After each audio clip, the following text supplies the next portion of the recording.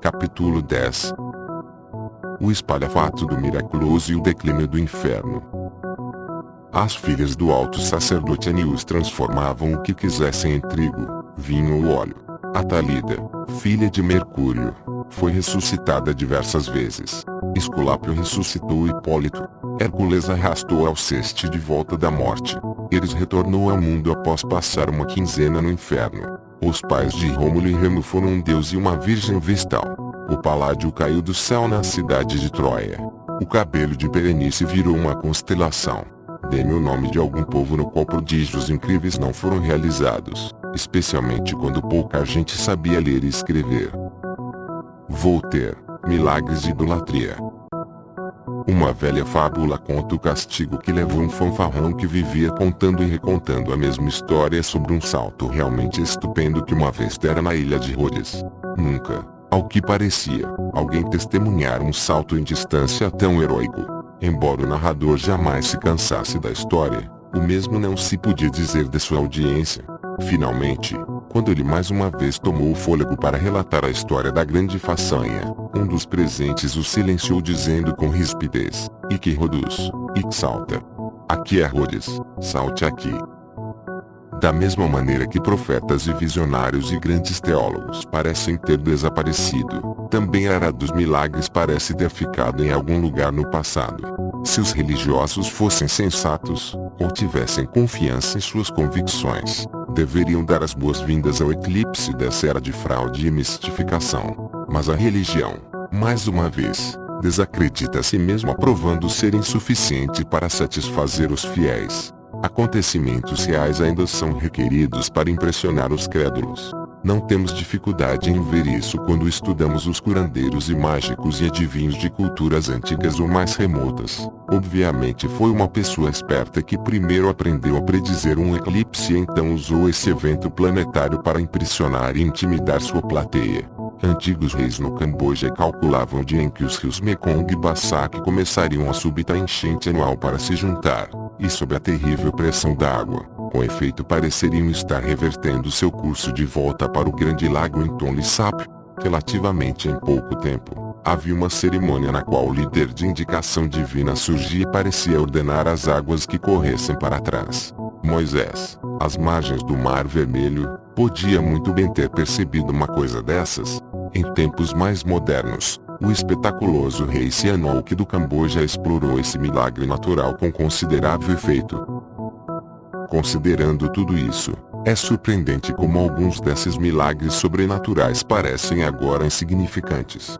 Como no caso das sessões espíritas, que com cinismo oferecem balbucios do além para parentes dos saudosos falecidos. Nunca é dito ou feito nada de realmente interessante. Em relação à história da fuga noturna de Maomé para Jerusalém, disse que a marca do casco de seu cavalo Boraca ainda pode ser vista no local da mesquita de Al-Aqsa. Seria indelicado fazer a observação óbvia de que cavalos não podem voar e nem voam. Mais pertinente é observar que as pessoas, desde o início da sua longa e exaustiva jornada através da superfície da Terra, fitando por dias a fio a traseira de uma mula, têm fantasiado sobre como acelerar esse tedioso processo. Folclóricas botas de 7 léguas podem dar a quem as usa uma elasticidade na passada, mas isso é só um remendo no problema. O verdadeiro sonho, durante milhares de anos, envolvia a inveja das aves, descendentes de penas dos dinossauros, como sabemos, e o anseio de voar. Carruagens no céu, anjos que podiam planar livremente nas correntes térmicas. É fácil demais ver a raiz do desejo. Assim o profeta fala do anseio de cada camponês que desejava que seu animal pudesse alçar voo e seguir no ar. Mas, com poder infinito, seria de imaginar a possibilidade de fabricar um milagre mais impressionante e menos simplório. A levitação também desempenha um vasto papel na fantasia cristã, como confirmam as histórias da Ascensão e Assunção.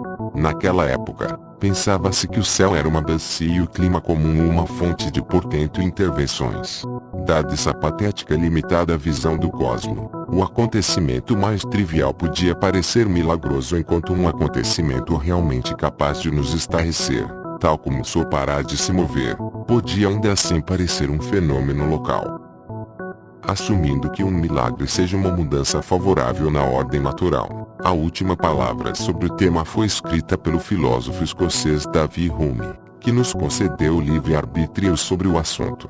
Um milagre é uma perturbação ou distúrbio no curso esperado e estabelecido das coisas. Isso poderia envolver qualquer coisa, desde o sol nascer no oeste até um animal de repente sair por aí recitando versos. Muito bem, então o livre-arbítrio também envolve decisão. Se parece que você está presenciando uma coisa dessas, há duas possibilidades. A primeira é que as leis da natureza foram suspensas, em seu favor. A segunda é que você está interpretando mal, ou sofrendo de delírio. Assim, a probabilidade da segunda deve ser pesada contra a probabilidade da primeira.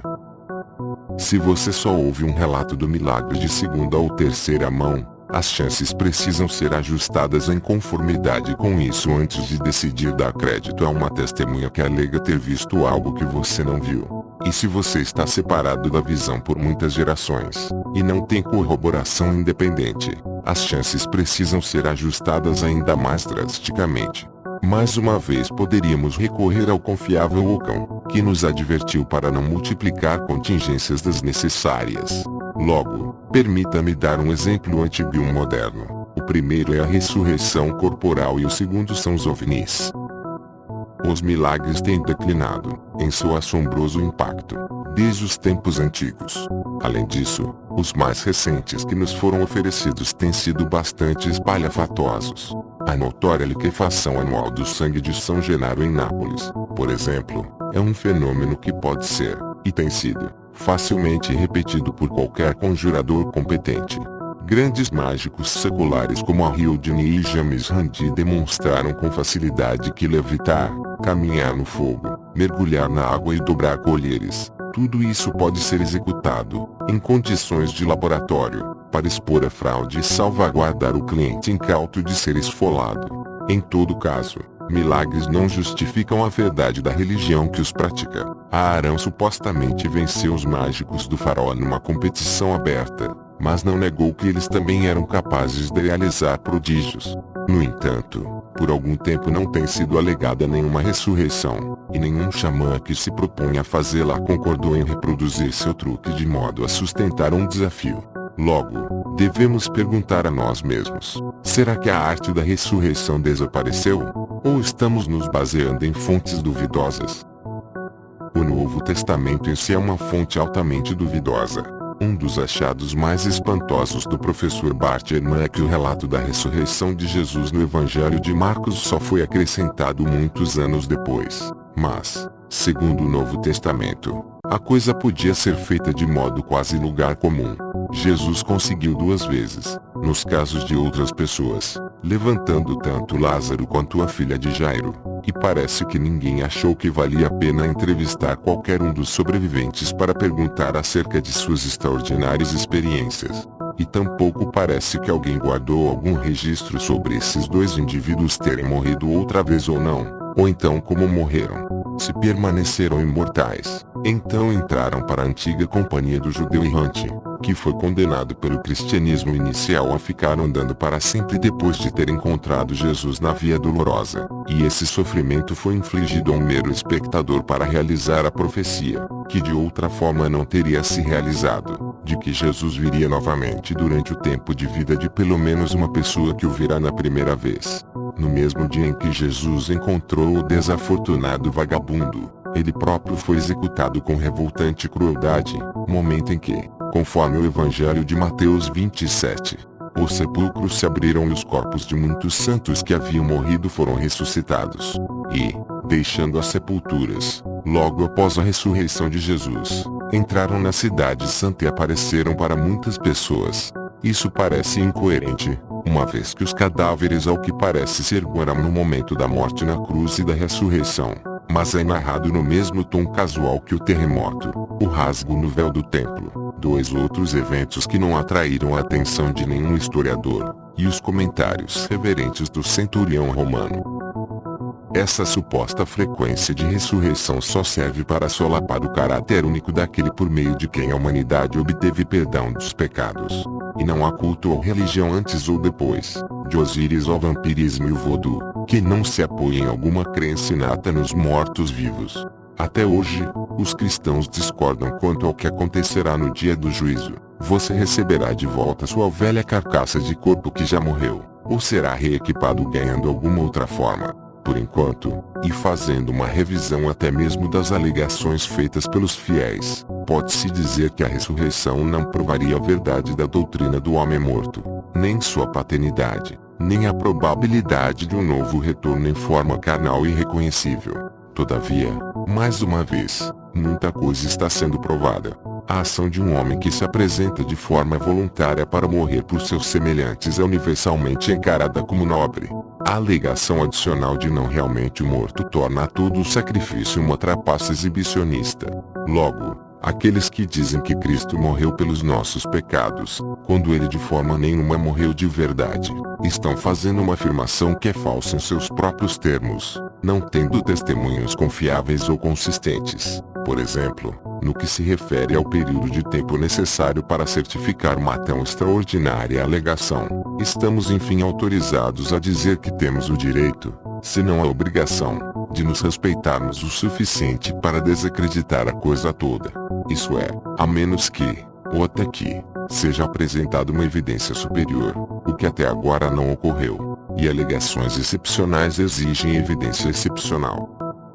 Passei grande parte da minha vida como correspondente, e há muito tempo me acostumei a ler relatos de primeira mão dos mesmos acontecimentos que eu havia presenciado, escritos por pessoas em quem eu geralmente confiava, que não estavam de acordo com meu próprio relato. Nos meus dias de correspondente na Fleet Street, em Londres, cheguei a ler histórias impressas sob meu próprio nome que não eram reconhecíveis para mim depois que os subeditores haviam acabado com elas, e já entrevistei algumas centenas de milhares de pessoas que alegam ter tido encontros diretos com naves espaciais ou tripulações de naves espaciais de outra galáxia. Algumas delas são tão vívidas e detalhadas, e tão comparáveis a outros depoimentos de outras pessoas que não podem ter comparado anotações, que alguns acadêmicos impressionáveis propuseram que lhes concedamos a presunção da verdade.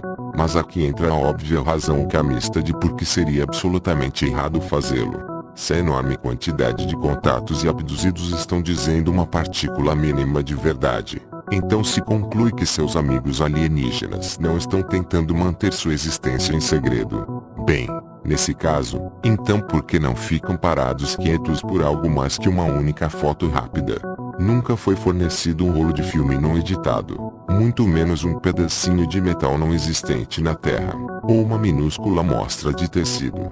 E os esboços desses seres têm uma consistente semelhança antropomórfica com os desenhos oferecidos pelos quadrinhos de ficção científica, como a viagem de Alpha Centauri. A origem preferida envolveria flexibilizar um pouco as leis da física. Mesmo a menor partícula de matéria seria de enorme utilidade e, literalmente, faria a Terra tremer.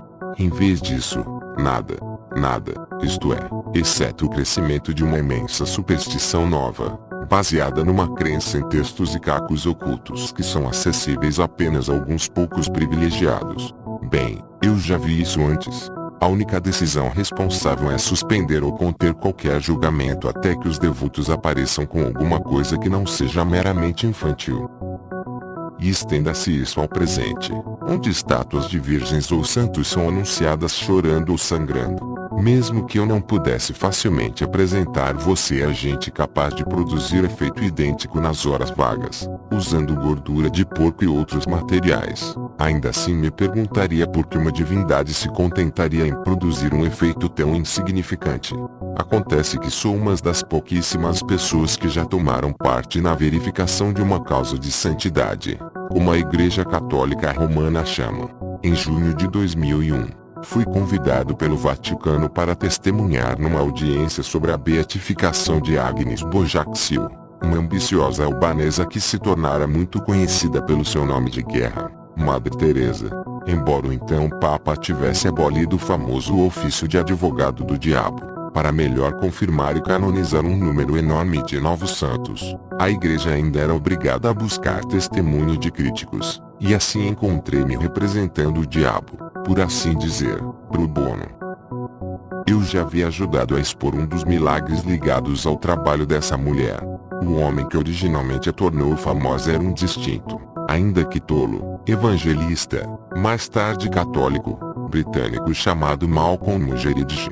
Foi seu documentário na BBC, Something Beautiful for God, que lançou a marca Madre Teresa no mundo, em 1969. O cameraman desse filme foi um homem chamado Ken Macmillan, que receberá altos elogios pelo seu trabalho na grande série de história da arte de Lord Clark, Civilization. Seu conhecimento de cor e iluminação era de primeira categoria. Eis a história, conforme Muggeridge já contou no livro que acompanhava o filme. O Lar dos Moribundos, de Madre Teresa, é parcamente iluminado por pequenas janelas no alto das paredes, e Ken Macmillan foi categórico ao afirmar que era impossível filmar ali. Tínhamos conosco apenas uma luz reduzida e era quase impossível deixar o local adequadamente iluminado no tempo que tínhamos à nossa disposição. Decidiu-se então que, mesmo assim, Ken deveria fazer uma tentativa, mas por segurança ele também filmou um pouco no pátio externo onde alguns dos ocupantes estavam sentados ao sol. No filme processado, a parte filmada no interior estava banhada por uma luz suave particularmente bela, ao passo que a parte filmada fora estava escura e confusa. Eu mesmo estou absolutamente convencido de que aquela luz, inexplicável tecnicamente, é na verdade a luz gentil a qual o cardeal Neumann se refere em seu magnífico e conhecido hino. E conclui que é precisamente para isso que são os milagres, para revelar a realidade da criação externa de Deus. Estou pessoalmente persuadido de que quem registrou o primeiro milagre fotográfico autêntico. Receio ter falado e escrito sobre isso a ponto de ser tedioso. Ele certamente estava correto na sua última sentença. Na época em que terminara, havia transformado Madre Teresa numa figura mundialmente famosa. Minha contribuição era conferir e transcrever o testemunho verbal direto de Ken Macmillan, o próprio cameraman. Aqui está ele. Durante a filmagem de Something Beautiful for God, houve um episódio em que fomos levados a um edifício que Madre Teresa chamava Lar dos Moribundos. Peter Schaffer, o diretor, disse: bem, está muito escuro aqui dentro. Você acha que conseguimos pegar alguma coisa? E nós tínhamos acabado de receber na BBC um tipo novo de filme feito pela Kodak, que não tivéramos tempo de testar antes de partir. Então eu disse a Peter: ora, podemos muito bem fazer uma tentativa. Então filmamos. E quando voltamos após algumas semanas, um mês ou dois depois, estamos ali sentados na sala de exibição do Zelling Studios e acabamos deparando com as tomadas no Lar dos Moribundos. E foi uma surpresa. Podia-se ver cada detalhe. E eu disse: é impressionante. É extraordinário. E ia prosseguir dizendo: sabe, 3 vivas para Kodak. Não tive a chance de dizer porque Malcolm, sentado na primeira fila, virou-se e disse: é a luz divina. Em Madre Teresa, você vai descobrir que é a luz divina, rapaz. E 3 ou 4 dias depois descobri que estava recebendo telefonemas de jornalistas dos periódicos londrinos que diziam coisas do tipo: soubemos que você acabou de voltar da Índia com Malcolm Muggeridge e foi testemunha de um milagre. Então, nasci uma estrela. Por essas e minhas outras críticas, fui convidado e solicitado pelo Vaticano, em uma sala fechada contendo uma Bíblia, um gravador, um monsenhor, um decano e um padre, a lançar alguma luz sobre a questão da serva de Deus, Madre Teresa. Porém, mesmo que parecessem estar me pedindo isso de boa fé, seus colegas do outro lado do mundo estavam certificando o necessário milagre que permitiria que a beatificação, prelúdio para toda a canonização, seguisse adiante. Madre Teresa morreu em 1997. No primeiro aniversário da sua morte, 2 freiras na aldeia bengali de Raigunj alegaram ter atado uma medalha de alumínio da falecida, uma medalha que supostamente estivera em contato com seu corpo morto, ao abdômen de uma mulher chamada Monica Bezra. Essa mulher, que dizia estar sofrendo de um grande tumor uterino, ficou a partir daí curada do tumor. Há de se notar que Monica é um nome católico de mulher não muito comum em Bengala, e, portanto, provavelmente a paciente com certeza as freiras já eram fãs de Madre Teresa. Essa definição não incluiria o Dr. Manju Murshid, superintendente do hospital local, nem o Dr. Biswas e seu colega ginecologista Dr. Rajam Mustafi. Todos os três se apresentaram dizendo que a senhora Besra estivera sofrendo de tuberculose e de um cisto no ovário, e fora tratada com êxito de ambas as aflições. Dr. Murshid estava particularmente aborrecido pelas numerosas ligações que recebera da Ordem da Madre Teresa, as missionárias da caridade, pressionando-o a dizer que as curas tinham sido milagrosas. A própria paciente não serviu como sujeito de entrevista muito impressionante, falando rápido demais porque, como ela disse, de outra forma poderia esquecer, e pedindo que fosse poupada de algumas perguntas por ter de lembrar. Seu próprio marido, um homem chamado Seu Kumumu, quebrou o silêncio após algum tempo para dizer que a esposa fora curada por tratamento médico comum e regular. Qualquer supervisor de hospital em qualquer país lhe dirá que às vezes pacientes têm recuperações impressionantes, da mesma maneira que pessoas saudáveis muitas vezes ficam gravemente doentes de forma inexplicável. Aqueles que desejam certificar milagres talvez queiram dizer que tais recuperações não têm explicação natural. Mas isso não significa absolutamente que haja uma explicação sobrenatural. Nesse caso, porém, não houve nada nem remotamente surpreendente no retorno da senhora Besra à saúde. Alguns distúrbios familiares têm sido tratados com métodos bem conhecidos. Estavam sendo feitas alegações extraordinárias sem ao menos uma evidência comum. Contudo, em breve chegará em Roma o dia em que uma vasta e solene cerimônia proclamará a santidade de Madre Teresa, uma mulher cuja intercessão pode trazer melhoras à medicina em todo o mundo. Isso não constitui um escândalo por si só, mas postergará ainda mais o dia em que os aldeões indianos deixarão de confiar em curandeiros e faquires. Em outras palavras, muita gente morrerá sem necessidade como resultado desse falso e desprezível milagre. Se isso é o melhor que a igreja pode fazer numa época em que suas alegações podem ser verificadas por médicos e repórteres, não é difícil imaginar o que foi manipulado em tempos passados de ignorância e medo, quando os padres confrontavam menos dúvida e oposição. Mas uma vez a navalha de Ockham é clara e decisiva. Quando são oferecidas duas explicações, deve-se descartar aquela que explica menos, ou não explica absolutamente nada, ou levanta mais perguntas que respostas. O mesmo vale para aquelas ocasiões em que as leis da natureza são aparentemente suspensas de uma maneira a não oferecer alegria ou provável consolo. Desastres naturais não são na verdade violações das leis da natureza e, sim, parte da inevitável flutuação dentro delas, mas têm sido sempre usados para amedrontar os crédulos com a grandeza da desaprovação de Deus.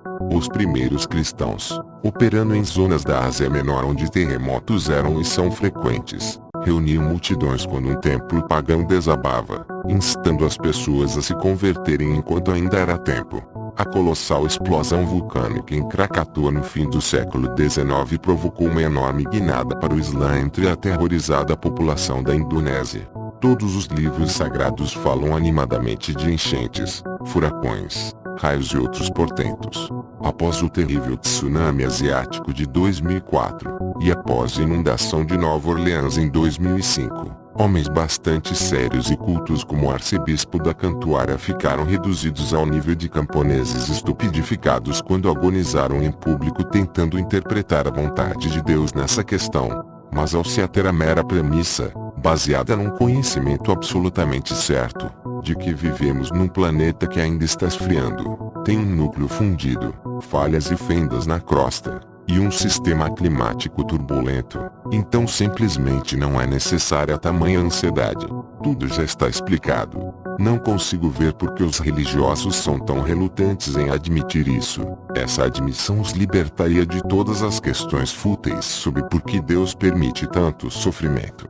Mas pelo visto esse aborrecimento é um pequeno preço a pagar para manter vivo o mito da intervenção divina.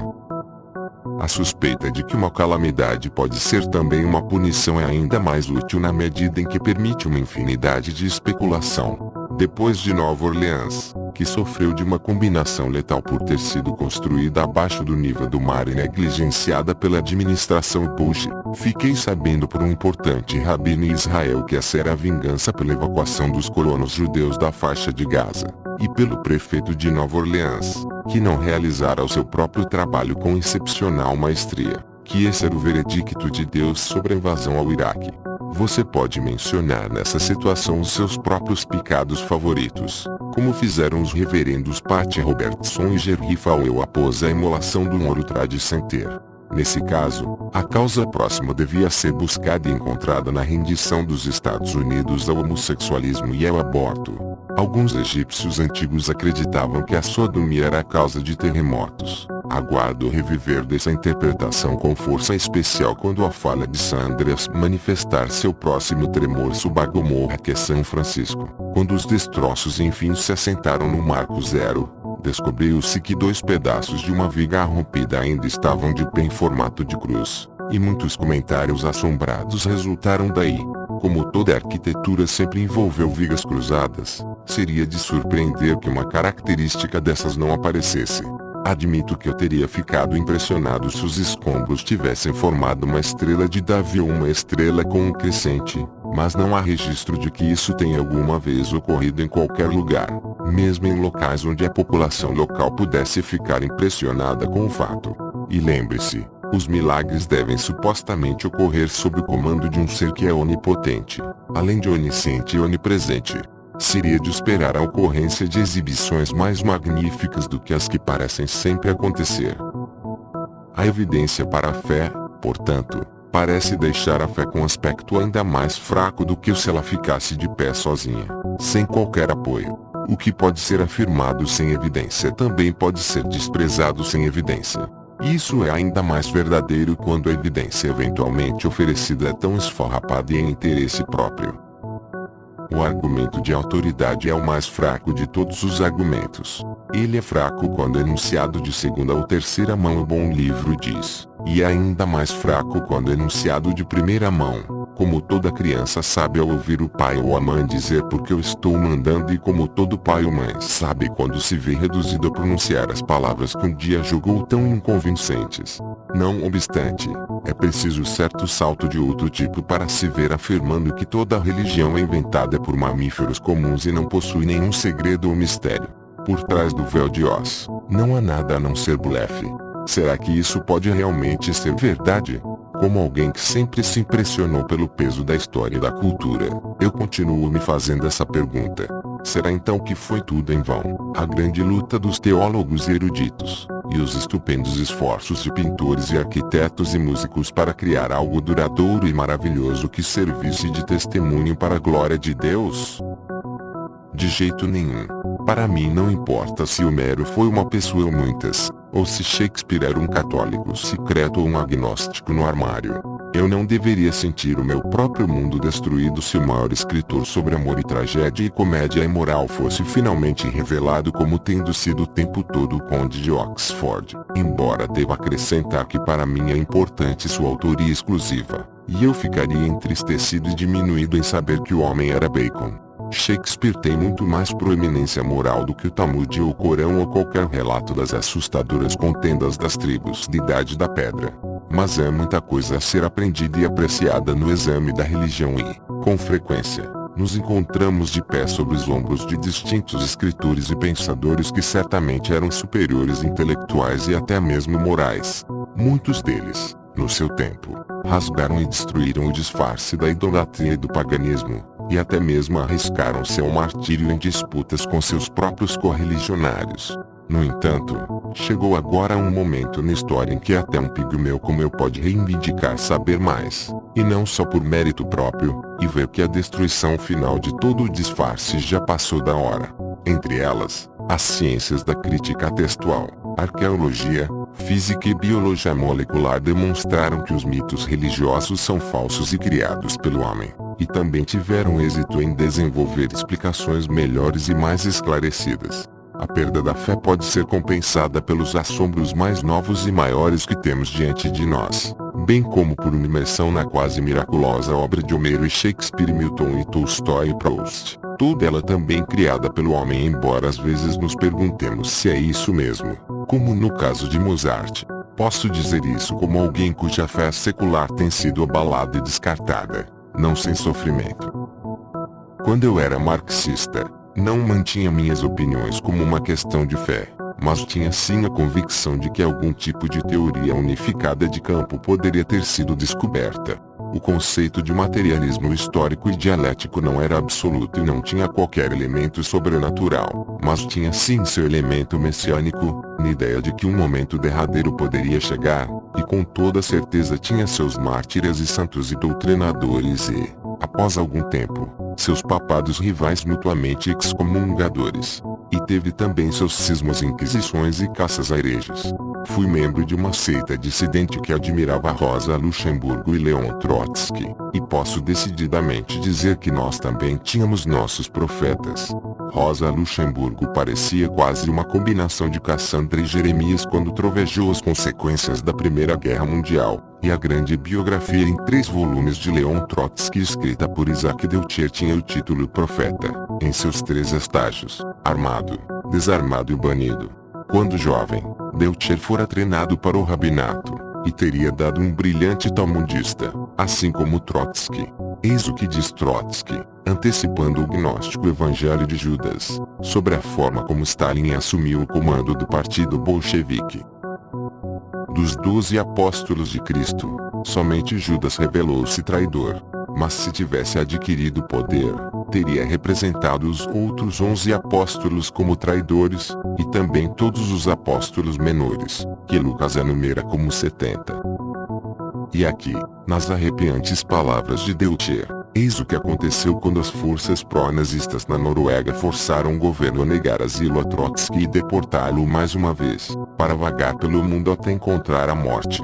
O velho encontrou-se com o ministro do exterior norueguês Trygve e outros, e então Trotsky ergueu a voz de modo que ela ressoasse pelos salões e corredores do ministério. Este é o seu primeiro ato de rendição ao nazismo no seu próprio país. Vocês pagarão por isso. Julgam-se livres e seguros para lidar com um exilado político como bem entendem. Mas está próximo o dia, lembre-se disso, está próximo o dia em que os nazistas os expulsarão do seu próprio país, todos vocês. Trygve deu de ombros diante dessa estranha profecia. No entanto, menos de 4 anos depois, esse mesmo governo teve realmente de fugir da Noruega ante a invasão nazista, e, enquanto os ministros e o idoso rei Haakon estavam na costa, amontoados, esperando ansiosamente a embarcação que deveria levá-los para a Inglaterra, lembraram-se com reverência das palavras de Trotsky como a maldição de um profeta se realizando. Trotsky tinha uma sólida crítica materialista que lhe possibilitava ser presciente, de modo nenhum o tempo todo, mas de forma impressionante em algumas ocasiões. E é certo que tinha um senso, expresso em seu emotivo ensaio Literatura e Revolução, do insaciável anseio dos pobres e oprimidos para se erguerem acima do mundo estritamente material e conquistarem algo transcendente. Durante boa parte da minha vida compartilhei dessa ideia e ainda não a abandonei de todo. Mas chegou uma época em que não pude me proteger, e na verdade não queria me proteger, da investida de realidade. O marxismo, eu reconhecia, tinha suas glórias intelectuais, filosóficas e éticas, mas estavam no passado. Algo desse período heróico talvez pudesse ser retido, mas o fato tinha de ser encarado. Não havia mais nenhum guia para o futuro. Além disso, o próprio conceito de uma solução total havia levado aos mais apavorantes sacrifícios humanos, e à invenção de justificativas para eles. Aqueles de nós que tinham buscado uma alternativa racional para a religião haviam chegado a um término que era igualmente dogmático. O que mais se podia esperar de algo produzido pelos primos próximos dos chimpanzés? Infalibilidade. Assim, caro leitor, se você chegou até aqui e descobriu a sua própria fé solapada, como eu espero, estou disposto a dizer que em alguma medida sei pelo que você está passando. Há dias em que sinto falta das minhas velhas convicções como se elas fossem um membro amputado. Mas em geral sinto-me melhor, e não menos radical, e você também se sentirá melhor, eu garanto, uma vez que tenha abandonado o doutrinário, permitindo que sua mente não acorrentada conduza a seu próprio pensar.